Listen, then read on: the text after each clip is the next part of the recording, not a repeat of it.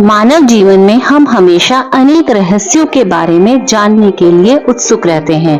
ऐसा ही एक रहस्य है जिसके बारे में बहुत सारे लोग जानने के लिए उत्सुक रहते हैं। आज हम आपको अपने वीडियो में एक ऐसे ही विषय पर चर्चा करेंगे कि मरने के बाद आत्मा कहाँ जाती है। सोचिए जरा, आप भी सोच रहे होंगे कि ऐसा सवाल आपके मन में आता है लेकिन आपको उसका जवाब नहीं मिलता। तो आज अपने वीडियो में मैं आपके लिए लाई हूँ एक ऐसे ही सवाल का जवाब जिसको सुनकर आपको बहुत ही ज्यादा मजा आने वाला है। तो आप हमारे इस वीडियो को जरूर देखिए और सुनिए, और आपको हमारा वीडियो पसंद आए तो हमारे इस चैनल को लाइक और सब्सक्राइब जरूर करें। दोस्तों, एक बार आत्मा का शरीर को त्यागने के बाद वापस शरीर में प्रदर्शित होना असंभव है।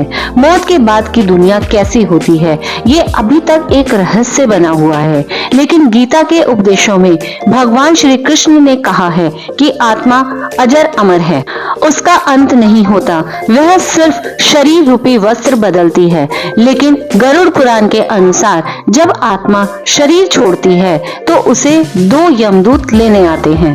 मानव अपने जीवन में जो कर्म करता है यमदूत उसे उसके अनुसार अपने साथ ले जाते हैं। अगर मरने वाला पुण्य आत्मा है तो उसके प्राण निकलने में कोई भी पीड़ा नहीं होती, लेकिन अगर वो दुराचारी है तो उसे पीड़ा सहनी पड़ती है। गरुड़ पुराण के अनुसार जब शरीर की मृत्यु हो जाती है तब आत्मा को यमदूत 24 घंटे के लिए ही ले जाते हैं। 24 घंटों के दौरान आत्मा को दिखाया जाता है कि उसने कितने पाप और कितने पुण्य किए हैं। इसके बाद आत्मा को फिर से उसी घर में छोड़ दिया जाता है जहां उसने शरीर का त्याग किया था। इसके बाद 13 दिन और रात तक वह वहीं रहती है। सनातन धर्म में अंतिम संस्कार की सभी रस्म 13वें दिन ही खत्म होती हैं। उसके बाद आत्मा को यमलोक की यात्रा करनी होती है। वहीं पुराणों के अनुसार जब भी कोई मनुष्य मरता है और आत्मा शरीर को त्याग कर यात्रा आरंभ करती है, जब 13 दिन के बाद यमदूत आत्मा को यमलोक ले जाने के लिए आते हैं तो आत्मा को सबसे पहले वैतरणी नदी को पार करना पड़ता है। इस नदी को गंगा नदी का ही रौद्र रूप माना जाता है। यह नदी लाल रंग की होती है क्योंकि इसमें आग की लपटें निकलती रहती हैं। नदी पार करते हुए आत्मा को खतरनाक जीवों का दंश भी झेलना पड़ता है।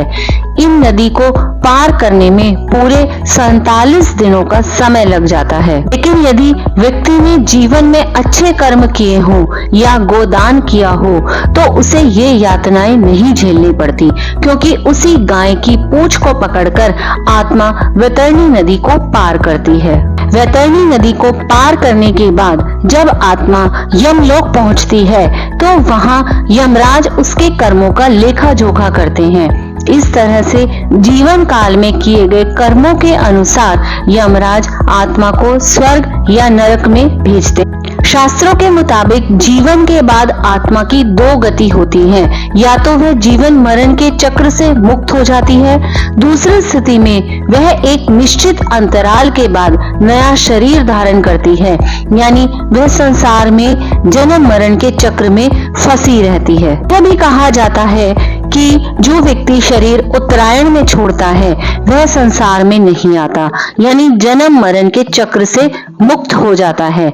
दूसरी तरफ जो दक्षिणायन में शरीर छोड़ता है वह संसार में जन्म मरण के चक्र में फंसा रहता है। इसलिए व्यक्ति को अपने जीवन में हमेशा अच्छे कर्म करने चाहिए, क्योंकि अच्छे कर्मों का फल न सिर्फ जीवन बल्कि मृत्यु के बाद भी मिलता है। मृत्यु के बाद आपके कर्म ही आपके साथ जाते हैं। तो आपको ये जानकारी कैसी लगी प्लीज आप हमें कमेंट करके जरूर बताइए, और इसी तरह की अगर आप इंटरेस्टिंग कोई जानकारी चाहते हैं तो उसको भी आप कमेंट बॉक्स में जरूर लिखें, और हमसे जुड़े रहने के लिए हमारे इस चैनल को सब्सक्राइब जरूर करें। धन्यवाद।